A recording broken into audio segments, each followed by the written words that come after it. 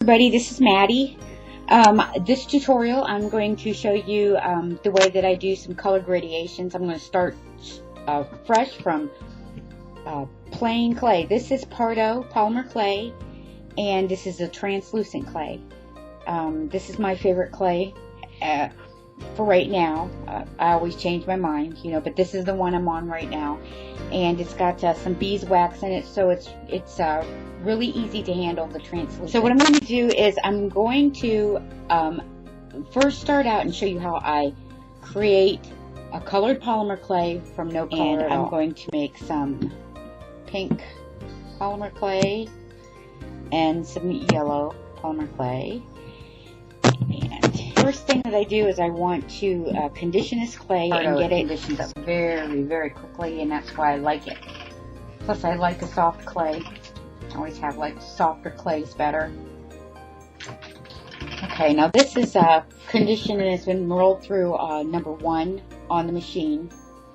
I'm going to get this all the way up to as high as a 6.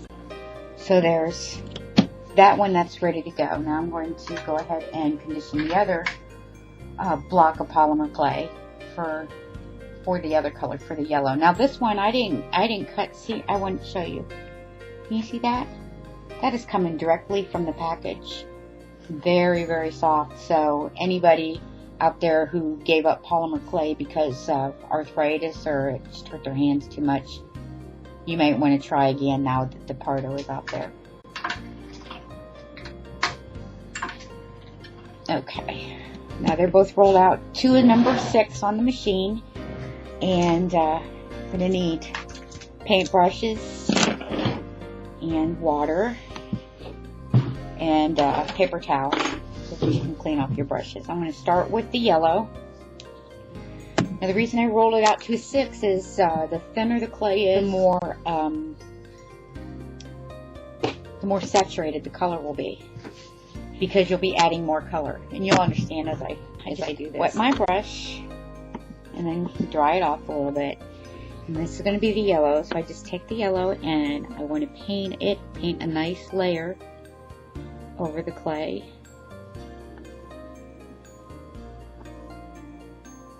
On the other one.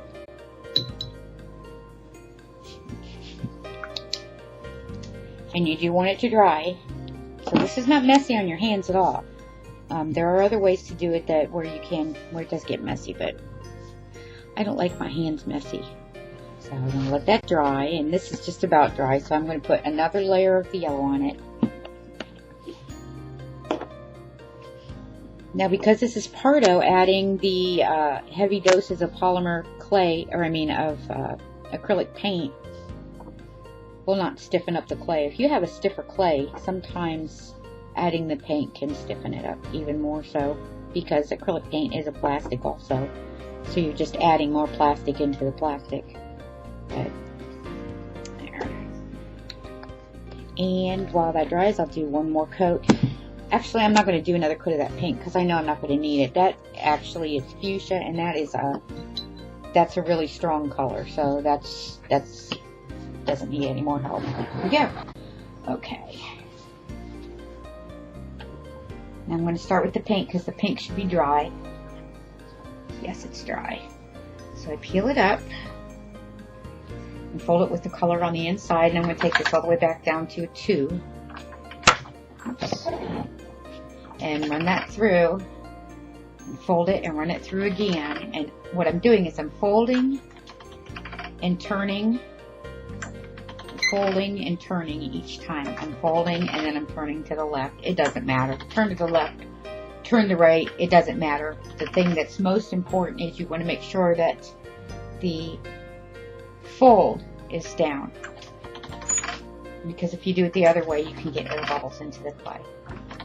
And not that that's such a bad thing anyway, you can always get them back out. But so that's at a 2, and then the clay, you can see the color is mixed already. There's the pink clay. I'm going to take that down to a 3 and set it back down, and then we're going to move on to the yellow because the yellow is dry. And we're going to do the same thing. Now this, I didn't let this yellow dry 100%, and I have a little bit of yellow ribbon paint on my pasta machine roller. So that's one of the reasons why you let it dry. But I just keep going because the polymer clay will lift that paint off the roller and put it right onto the clay. So you can see how fast that was to mix up those two colors of clay. Okay, now the next thing that I'm going to show you is how to do the Skinner blend. Now, everybody does theirs a little bit different. This is how I do mine. I like to start with strips, long skinny strips. So I'm taking my two clays and folding them in half. Okay, running them through my machine. That's the number 3. Okay. Then I take my strips and I put them side by side, like so. And they're just a tiny bit overlapped, just enough so that they can grasp onto each other. Okay. Now I'm going to turn this to a number 1. And I'm pressing the crease together so that there's not like a big lump in the center. Okay. So I press it to a number 1 and I roll it through the machine. And I go 2, 2. And then 2, 3. Okay, now the clay is all the same thickness again. Now this is where I do things a little bit differently. Instead of cutting mine on a diagonal, I fold mine on a diagonal. Can you see that? Can you see how that is folded? So I fold it on a diagonal and then press it down, and then I'll put this back on a number 1 and run it through. And I'll go to a number 2, number 3, number 4. Now I just bring it up to the top, fold it up to the top, and fold it up again, fold it up again. Just keep folding it up like so, and then I push it in like so. See that? It's really it's maybe it looks complicated, but it's really not. What my goal is to keep my strip long. I want my strip to be long, because I find that the other way, if you cut it diagonally and you do it the traditional way, each time you take it through the machine, it gets shorter and fatter, shorter and fatter, shorter and fatter, till eventually you end up with a piece that's like this wide. And I work smaller than that, so it makes it it doesn't work out well for me that way. So this is how I do it, so that I can keep it smaller and more confined. So now that it's in a little square block again, I go back to a number 1 and I run it through the machine. 1, 2, 2, a 3, and then a 4. Okay, so I'm going to fold it up again, and then up again, and again. See, I have my little log again. And then press it in and flatten it out, and I'm going to do it one more time, and you're going to see it's only going to take like maybe 3 or 4 times through the pasta machine doing it this way. It's pretty close to being done right now, which is amazing to me. But let's take it back to a 1, and then go up to a 4, and there you can see that the blend is, it's looking pretty. I know a lot of people don't like yellow and they don't like orange, but I do. So that's why my blend is going from pink to yellow, because I get a pretty orange in the center there. Okay, so I'm going to fold it one more time.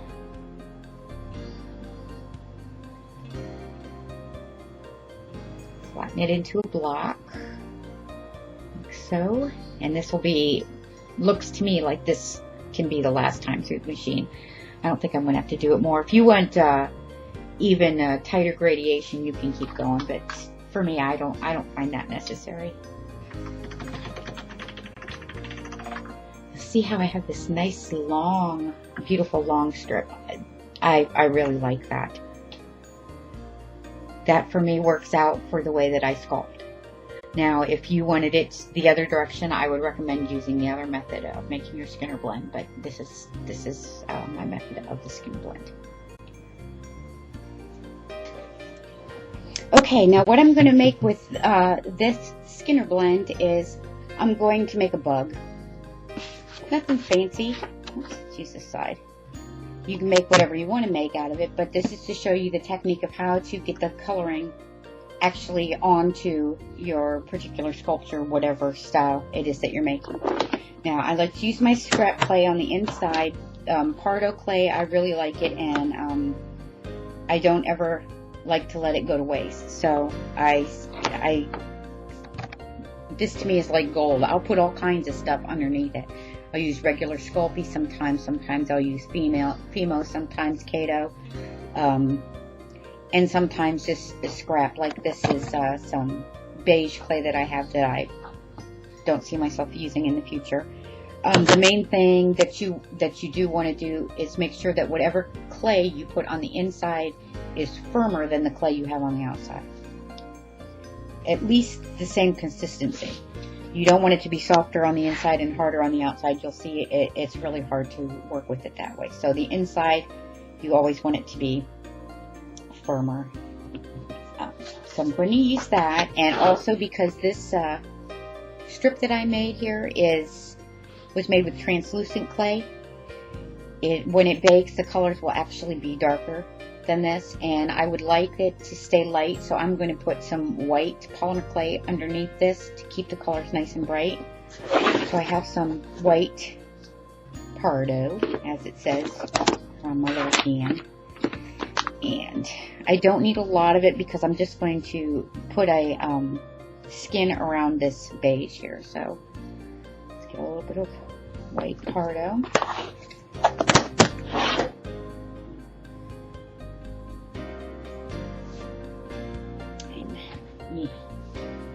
Run that through the pasta machine real quick. And that looks like about the right thickness. So what I'm going to do is I'm going to roll this clay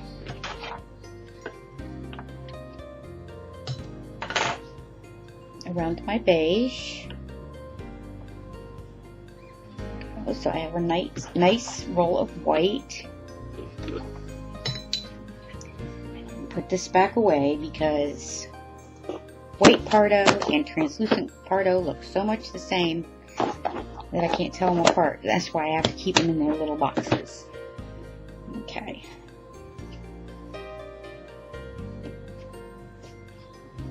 Okay, now this is my beginning. And what I want to do is I want to push this colored part in. Let me set this up a little bit more. There we go. I want to push this in a little bit and wrap the white around it.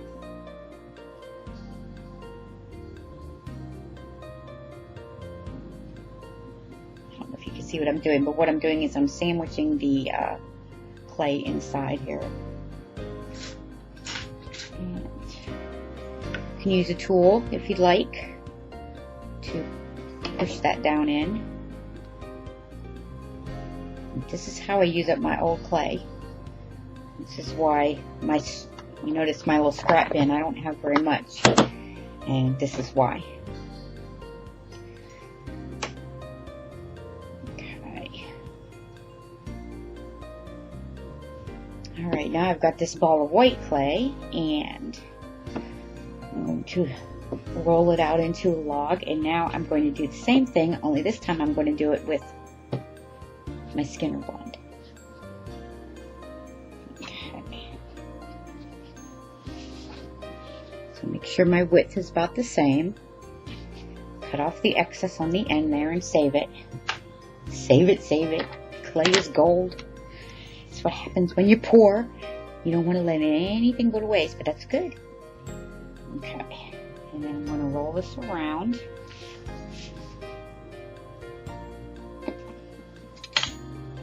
Cut the end. Okay. And now line up the seams. Like so. And then I'm going to do the same thing as I did with the white, only this time it's going to be yellow on the one side and pink on the other. Okay, there's the yellow side. Now comes the pink. Make sure that that white stays underneath.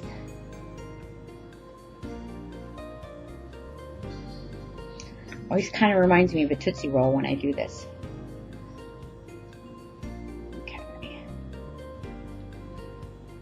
Alright, and then there we have our little section of clay that we're going to start out using. Now I'm going to roll this up into a ball. And I think what we'll make is it's going to be kind of like Ladybug, but it's not going to be in Ladybug colors. It's going to be in these colors, okay? So, okay, there's my little ball. Now I'm going to want a head and a body, and I'm going to want both of them to come out of this clay.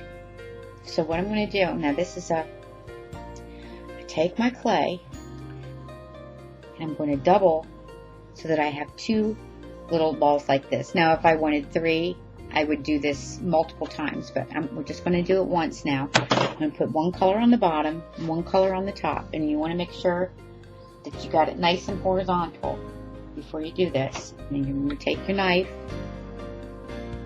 and cut right down the center. You see how it opens up. There's all your goodies inside that you did. And now you're going to fold it in half and bring your edges together, like so, and line it up. I've got a little bit of white showing, so you're going to tuck that in. Line it up and then roll it again. And there, now I have a little mini ball like the one we started with, and I'll do the same with this particular piece as well. This tutorial is really just showing you how to manipulate clay and work with the colors. The little bug or whatever it ends up that we make, it makes no difference. You make whatever you like to make. Okay. So you line the seams up real nice like that, and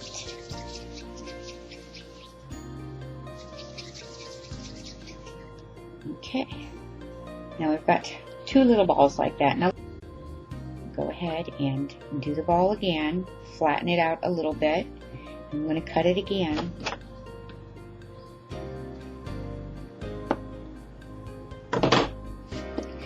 Now we're going to make these into smaller balls yet. Now every time you do this, the skin that you put on the outside gets thinner and thinner. So if you're going to be doing this a lot, you want to start with some pretty thick skin, or else by the time you get to the end, it's going to be almost see-through. So this is usually about as small as I go. Now see, you can see right there, I didn't get it lined up exactly right. And there's a little bit of a line. To me, that doesn't matter. To you, it might. Some people are a lot more more of a perfectionist than I am. I just want things to be cute, pleasant to the eye, and I don't worry about that kind of stuff as much as I probably should. I'm sure my collectors probably wish I cared a little bit more, maybe. I don't know. Okay.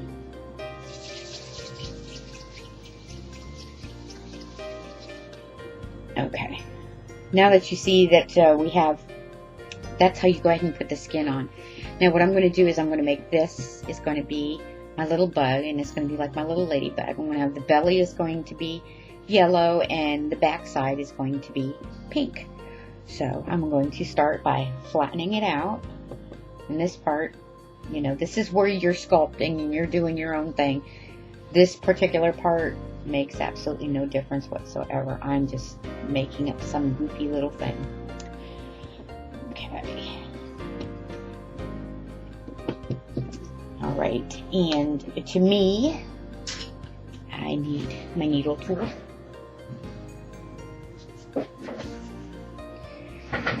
By the way, you can see right there where I have some white showing because I didn't get it right. I can fix it, or I can cover it with polka dot. just do a little bit of both.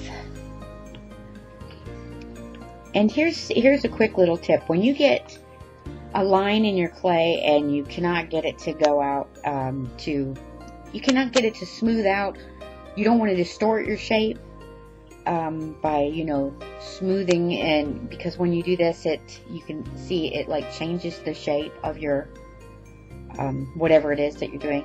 If you hold it and you spin your fingers, see how I'm spinning like this? That will help to flatten out the little gouge as well. Okay. Anyways, let's get this little shape here. Okay. Now, my little bug is going to have a split that comes down in this shell, right down the center. I love beetles. I think beetles are so cute. Not the beetles, but beetle bugs. I just think they're adorable. I love their colors. You know, I got bit by a ladybug the other day. I have never been bitten by a ladybug, but I got bit by an orange ladybug when I was out walking my dog. And somebody told me they bit, and I didn't believe them. Well, I believe them now because it hurt. I was like, get off me. I have never, ever been mad at a ladybug. But that day, I was mad. They had no business biting me. Okay. Now, one other thing that's really nice from working from a Skinner blend is, you see, I've got all these different colors here that I can utilize, and they will all go with my palette. If I wanted to make these polka dots orange, which is what the center strip is, you can see how beautiful that orange would look on top of there, or I can add the yellow on top of there. But what I'm going to do is I pulled out, I bought this Perdo. It looks like it's, what is it? Looks like it's black. And I'm going to let you read the name yourself, because if I say it, I'm going to butcher it. I have no idea how to say that. Somebody can tell me in an email. Anyways, it's a it's a purple. But I like using this instead of black because it gives a little bit of a warmth to the color instead of just straight black. So, and these little ones here, I believe I already have a little bit of translucent mixed into them. So this is what I'm going to use for my polka dots. I'm going to use that, and I think do I want the head to be like this, or do I want the head, let's make our little head this color too. Okay, so I'm going to roll this through the pasta machine, get it into a nice thickness. I'm going to go at a 4, there's a 4. And then I've got my clay cutter. And you think, what would I need a clay cutter for? They are so wonderful for getting consistent and perfect measurements. So it's great for measuring clay. You can get things the same all the time. Okay, now I'm going to put some little pokey dots on this one. And I think I will use, I don't even know, I don't know what size it is. I call it a 5. I made it myself. It's out of some tubing that I got at the craft store, some springs out of some pens, and another tubing inside. And then this right here is plumber's putty. So, I like it. I use it all the time. I like to put 6 dots on my ladybugs. So there's 3 on each side.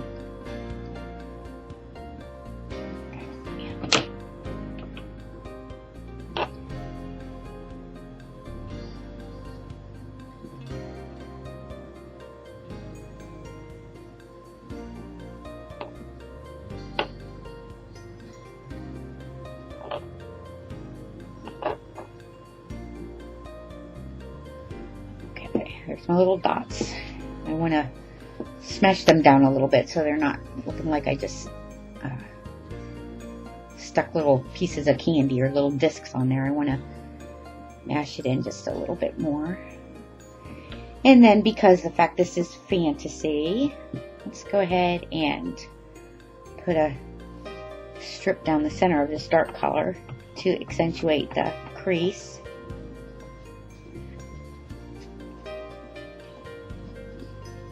And again, I don't know why you'd want to make this little bug anyways, but it's a good opportunity to work with the clay and get used to how it moves, manipulating the color stuff. So.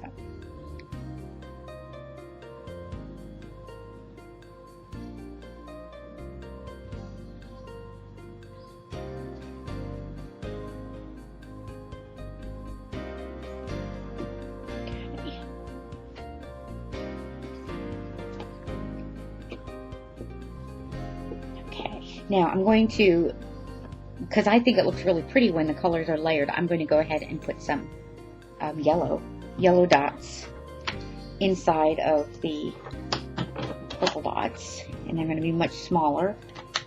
I will use this, and I will use my smaller cutter. I need 6.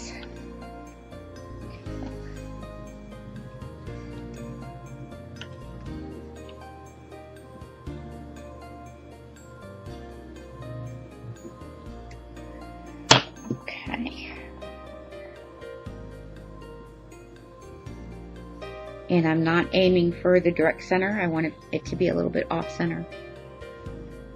I like my things to look more handmade than to look like they're machine made. So sometimes I actually even strive to make things look a little bit off to be sure that they get that handmade feel about them.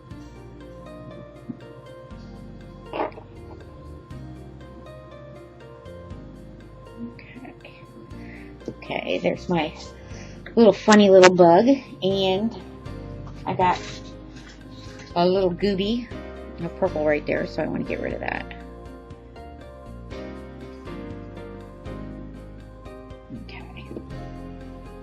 Alright, so there's his little backside. Now let's give him some legs. I'm just going to put 6 little legs on him, because I don't know, how many legs do Ladybug have?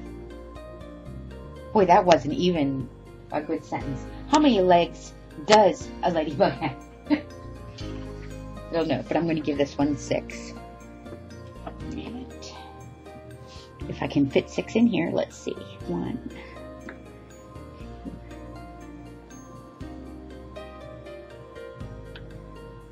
4, 5. One more roll through the machine, and I should get my 6th one out of there. There we go. 6. Okay. And these I'm just going to do is like little teardrops.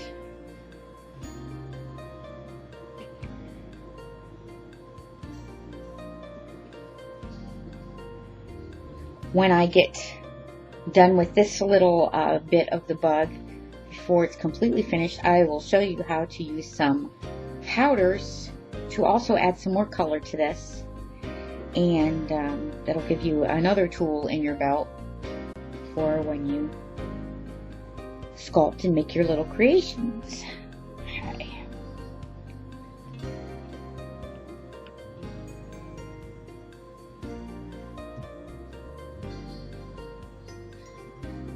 Tiny little legs. 5, 6. Let's rock them down there. Okay. Now there's that little guy. Now he needs a head, and I'm going to go ahead and use this for the head. And let's give him a yellow face. Yes, that'll be cute. Okay. Yellow face. Now do I have some white? Make some little eyes. I still have a little bit of that white that I conditioned earlier. So let's cut out some little circles for some eyes.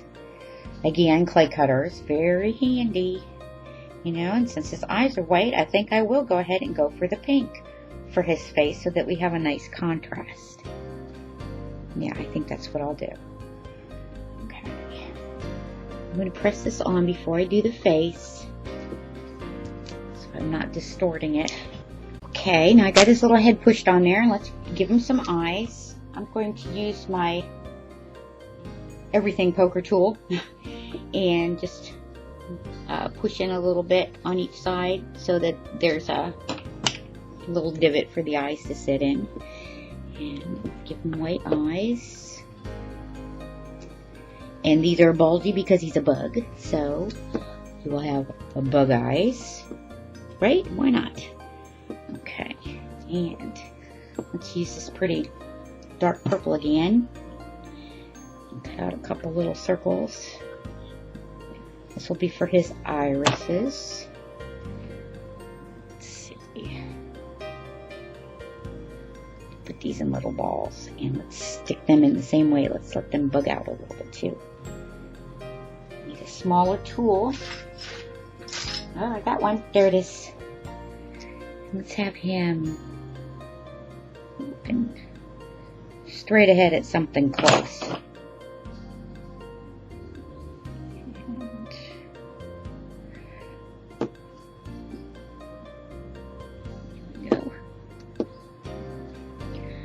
Funny little thing. Go. You look at him.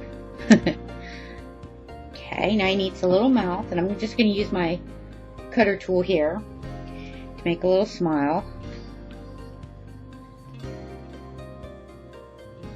You can see his little smile. And let's go ahead and push this in like 4 little dimples on either side of his smile. There we go. Okay. And let's see, let's put my name at the bottom because, you know, this is a masterpiece. Just kidding. I know it's just a goofy little bug. But, you know. Okay. And all this is I have a tiny little stamp that I had made years ago. It just says mad. Just press it into the bottom. Okay. And let's go ahead and I will show you the powders next. So I'm going to pause and put all this stuff away and come back with some powders and we'll show you that bit of coloring next. Okay. Okay, I got my powders. So I'm going to use gold and I'm going to use some purple. Now these are both mica powders. I got these little jars at a place called Coastal Scents. I don't know if they still have a website, but I don't know if they still sell the little jars. I like them because they're little shaker jars, and everything I do is pretty small, so using the big jars that the mica powders come in, it gets too much blows around and everything, so I like the containment of the little ones. And yeah, I should have done this while it was paused, but then I couldn't run my mouth to you. And we know how interesting that I am. Just kidding. I know I'm not interesting. Okay, now we need some brushes to put the powders on. Now I have certain brushes that I use that I think work very well. This is one of them. This is a makeup brush. And makeup brushes work better than regular paint brushes. This one right here, these are my 2 favorite brushes. Put this back. This one right here is actually just a kid's brush, but it's got the edges are very, what's the word? It's fluffy. You need it to be kind of fluffy so that it'll actually grab onto the powder. If you use like a flat paintbrush, you end up with a mess. It doesn't hold the powder well. Okay, now I'm going to show you a little trick here. And I might mess up a little bit, okay? Because that's the thing about tricks. They're precarious. So what I'm going to do is I want to put some purple on these dots on the outside around where that yellow is, okay? So I'm going to start with the purple. And you can see how it's got like a little shaker top on it. So I actually only have a little bit of mica powder that's fluffing out there. I've got one more brush. Wait a minute, let me get that because I'm going to need it for this. Where are you at? I lost you. There it is. There we go. Nice tiny little brush. Okay. I just want to see this Pardo is nice and kind of like juicy clay. So this will stick well. Now you can see, I think you can you see how the purple is onto the yellow? Okay. Just so you can see that. This is what also gives a nice blend.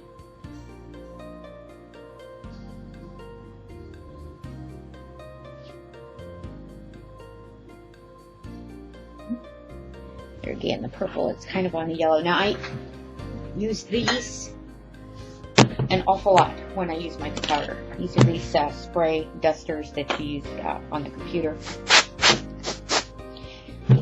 It's so that the powder, when it gets on places where I don't want it, if I haven't pressed it down, a lot of times I can just blow it away. Sometimes it gets pressed down and then it's not quite as easy to get rid of it.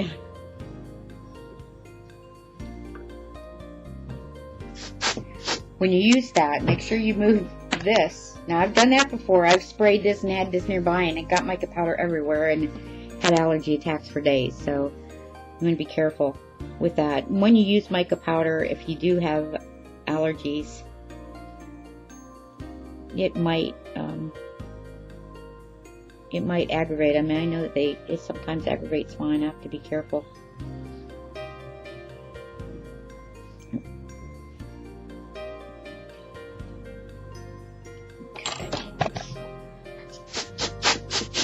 Pull that off. Now what I'm going to do is I'm going to take with this brush and I'm going to very lightly right around the outside edge of where these polka dots are and get just a tiny bit of purple onto the pink on the outside there, and that's going to add yet another dimension of eye candy. These are the little things that make polymer clay so fascinating to me, is how you can just add wow to it. Okay. Alright, now, because this isn't baked yet, mica powder is not permanent. Now what I have here is just a wet wipe, like a baby wipe, and I'm just going to go right where my yellow dots are, and see how I've wiped the mica powder back off.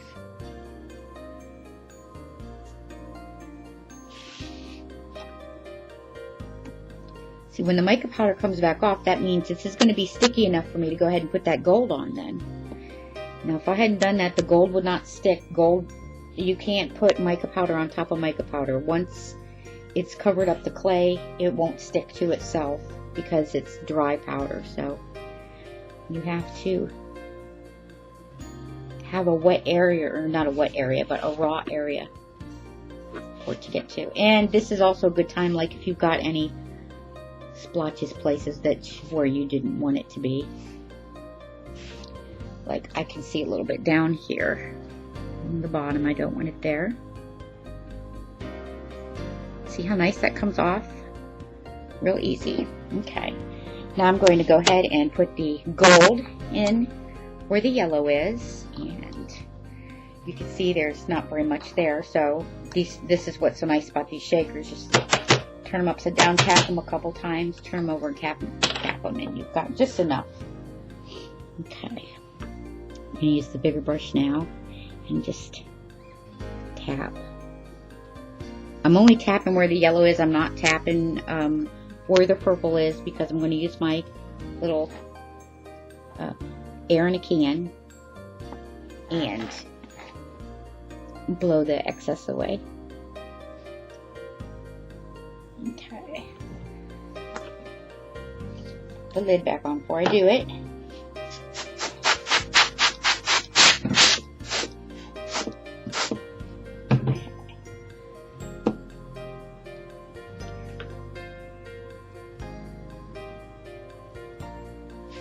Okay.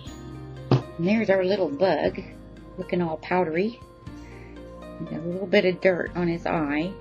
Let's see, I can use this to wipe that off. Give him a little bath before you bake him. Okay. so. Okay. Alright, there's my little bug. He's got mica powder on him, and he's got gradiated polymer clay, and he's got skin with a white undercore and then a beige undercore under that. And because he is a bug, I'm going to give him some antennas.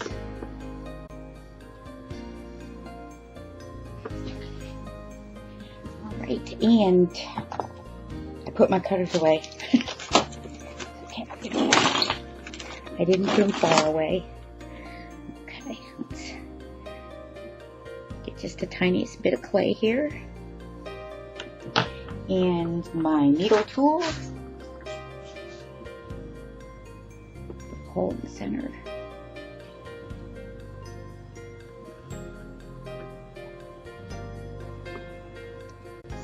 Down. Wish my eyes were about as good as they used to be, but they're not. Slide on down. Okay, down.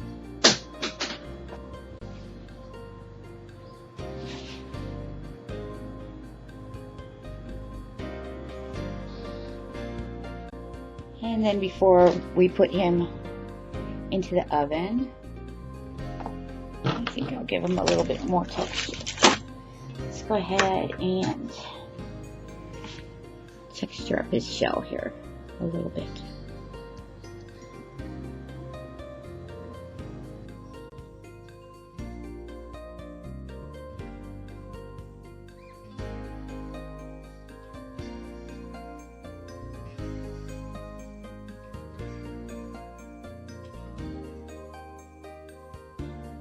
So,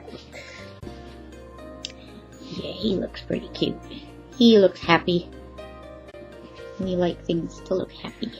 Okay, and there's my little bug. I think I showed a lot of little techniques. Hopefully that was enough to get you excited about trying something a little bit different and working the clay in a different way than what you normally do.